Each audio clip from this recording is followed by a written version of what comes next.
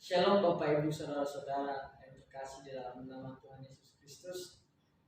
Sebentar kita akan mendengarkan firman Tuhan, dan sebelum itu kita akan berdoa. Saya akan pimpin kita dalam doa. Terima kasih Tuhan, pada siang hari ini kami akan mendengarkan firman-Mu. Pakailah hamba-Mu ini agar bisa berkata-kata dengan baik dan benar Tuhan. Biarlah semua yang hamba sampaikan biarlah menjadi semua kemuliaan. Terima kasih Tuhan, di dalam nama Yesus kami sudah berdoa dan bersyukur. Haleluya, amin. Ya, baik Bapak Ibu, kita akan membuka Alkitab kita dalam kitab Yeremia pasal 17 ayat 7 sampai ayatnya yang ke-8. Saya akan bacakan untuk kita ayat 7. Beginilah firman Tuhan. Diberkatilah orang yang mengandalkan Tuhan, yang menaruh harapannya pada Tuhan. Ayat yang ke-8, ia akan seperti pohon yang ditanam di tepi air, yang merambatkan akar-akarnya ke tepi batang air, dan yang tidak mengalami datangnya panas terik, dan yang daunnya tetap hijau, yang tidak khawatir dalam tahun kering, dan yang tidak berhenti menghasilkan buah. Baik, saya akan mengangkat satu subtema untuk kita adalah definisi pengharapan dalam kehidupan orang percaya. Secara umum kita mengerti bahwa apa itu sih pengharapan itu. Pengharapan secara umum adalah di sini bagaimana seseorang itu memohon sesuatu yang ia inginkan agar dapat terpenuhi keinginannya, dan dalam BBI juga dikatakan bahwa memohon sesuatu sehingga bisa terjadi. Artinya pengharapan adalah suatu proses penantian akan hal-hal yang akan terjadi nanti dalam kehidupan kita tentunya. Saya mengutip juga dari dua pernyataan, yaitu pernyataan menurut Bu Boroe.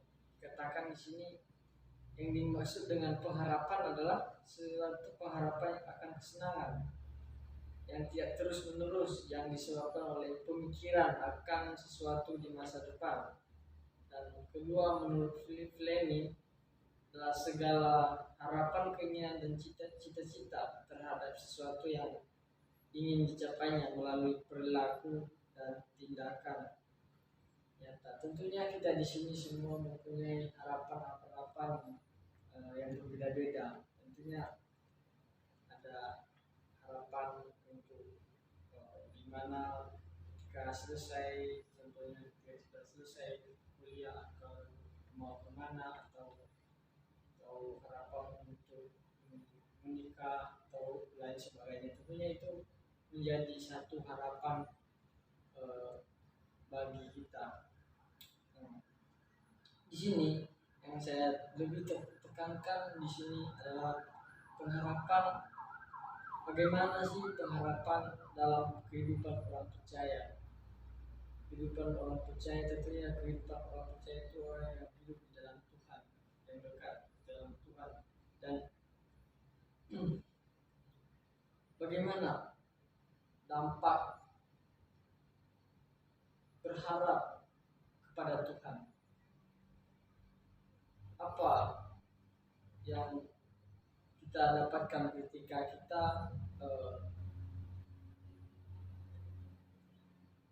berharap kepada Tuhan? Kita apa yang menjadi orang yang terlihat dalam orang yang percaya, yang hidup di dalam Tuhan? Bagaimana sih hidupnya itu? Itu yang saya akan tekankan di sini di kitab Yeremia ini pasal 17 ayat 7 sampai ayatnya yang ke-8.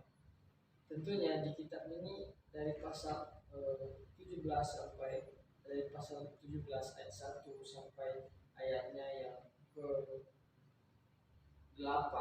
Kalau kita melihat dari awal, dari ini tentang tentang pergumulan Nabi karena bangsa Yehuda. Nabi ini kalau kita tahu adalah Nabi Yeremia. Nabi Yeremia adalah seorang yang kalau kita lihat dia adalah seorang yang taat kepada Tuhan, yang juga seorang yang menerima pesan kepada Tuhan, yang menyampaikan pesan Tuhan kepada umat Israel pada saat itu. Dan dia itu dipanggil sejak saat masih muda, dan di sini dia sangat taat begitu kepada Tuhan. Dia melakukan apa saja yang yang Tuhan ingin perintahkan kepada dia, yaitu dia melihat bahwa kehidupan bangsa Israel pada masa itu sudah menjauh daripada Tuhan. Artinya mereka hidup di dalam kejahatan, di dalam dosa, menyembah berhala, dan artinya mereka sudah jauh di dalam Tuhan. Dan poin pertama bagian yang saya akan jelaskan di sini adalah diberkati dan menjadi berkat, ayat 7. Dapat saya bacakan ulang. Diberkatilah orang yang mengandalkan Tuhan, yang menaruh harapannya pada Tuhan. Ya, sebelum kita tadi adalah salah satu contohnya orang yang diberkati adalah Yeremia ini. Dia sudah diberkati Tuhan, Tuhan memakai dia, dan dia berdampak pada orang banyak, yaitu dia menyampaikan pesan-pesan Tuhan. Artinya itu sudah menjadi berkat bagi setiap orang, menjadi berkat untuk bangsa Israel, menegur bangsa Israel supaya hidup di dalam Tuhan dan menjauhi kejahatan lagi. Itulah pergumulan Nabi Yeremia pada saat itu. Artinya itulah salah satu yang menjadi orang yang sudah diberkati dan dia akan menjadi berkat kepada orang lain. Tentunya bagaimana kita saat ini, yaitu kita yang sudah menjadi diberkati, dan tentunya kita juga harus menjadi berkat bagi setiap orang. Artinya walaupun seringkali dalam ada masalah yang kita alami, seringkali, tetapi bagaimana masalah itu bisa kita responi dengan baik. Tentunya ada berbagai masalah dalam kehidupan kita, tetapi kita juga akan tentunya ketika kita hidup di dalam Tuhan, pasti kita tahu bahwa itu adalah sebuah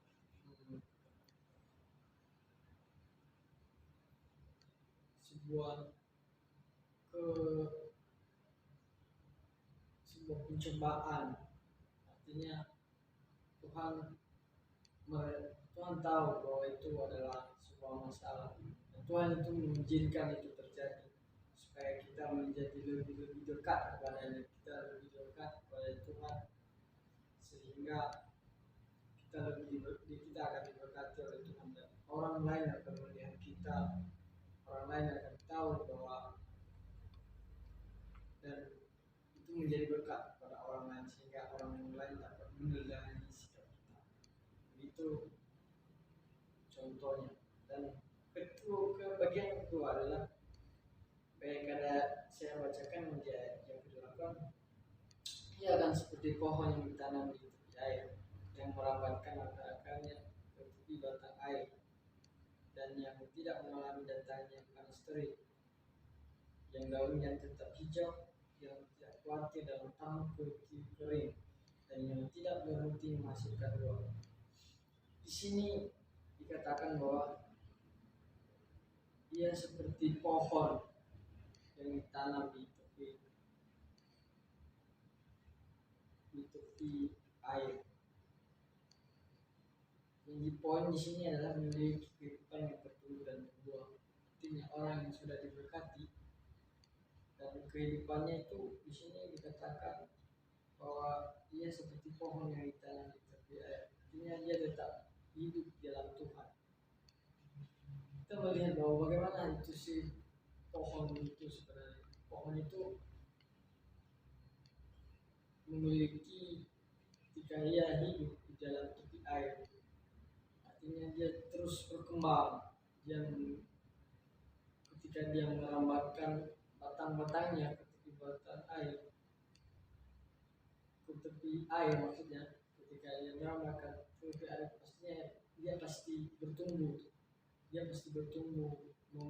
memiliki buah, berkembang, dan nantinya akan berkembang dan ini tetap juga akan segar meskipun panas terik, panas matahari, tetap ketika dia terus ketika dia ada di akarnya, tetap ada di tepi air, tetap merambat di tepi air, artinya meskipun ada banyak begitu masalah, artinya masalah dalam hal ketika ada terik matahari, musim ganti musim, tapi dia tetap subur, dia tetap berbuah. Nah begitu juga kita pada saat ini, ketika kita sudah hidup di dalam Tuhan, kita sudah beriman kepada Tuhan, apapun yang menjadi permasalahan kita, apapun yang menjadi pencobaan kita, tetapi kita tetap hidup di dalam Tuhan, kita tetap bisa bersuka cita, kita bisa berbuah kepada orang lain. Apa buah yang kita bisa kasih kepada orang lain itu dengan teladan yang baik, memiliki kasih kepada sesama, tidak membalas kejahatan. Itu yang akan terlihat dalam diri itu. Itulah buah kita yang kita bisa berikan kepada orang lain. Dan yang menjadi kesimpulan bagi kita adalah dampak berharap kepada Tuhan adalah kita diberkati dan kita memiliki kehidupan yang bertumbuh dan berbuah. Jadi aplikasinya bagi kita berharap kepada Tuhan dengan sepenuhnya. Kita terus berharap kepada Tuhan sepenuhnya. Ketika kita berharap kepada Tuhan, maka itu juga mau kita, maka kita juga mau orang diberkati. Seperti yang kata di sini juga Yeremia tadi, ketika dia diberkati, dia juga menjadi berkat kepada orang lain. Ketika kita berharap pada Tuhan, kita hanya ingin bertumbuh di dalam iman, tapi kita juga mau menghasilkan buah pelayanan dari iman yang bertumbuh.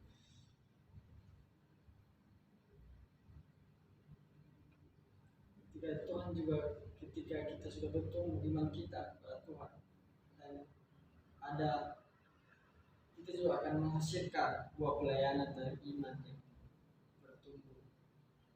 Mungkin itu saja yang bisa saya sampaikan kepada kita pada siang hari ini. Sebelum kita tutup dengan ini, mari kita berdoa. Terima kasih Tuhan, hamba telah selesai menyampaikan firman-Mu. Biarlah apa yang hamba-Mu sampaikan biarlah menjadi berkat kepada mereka. Terima kasih Tuhan.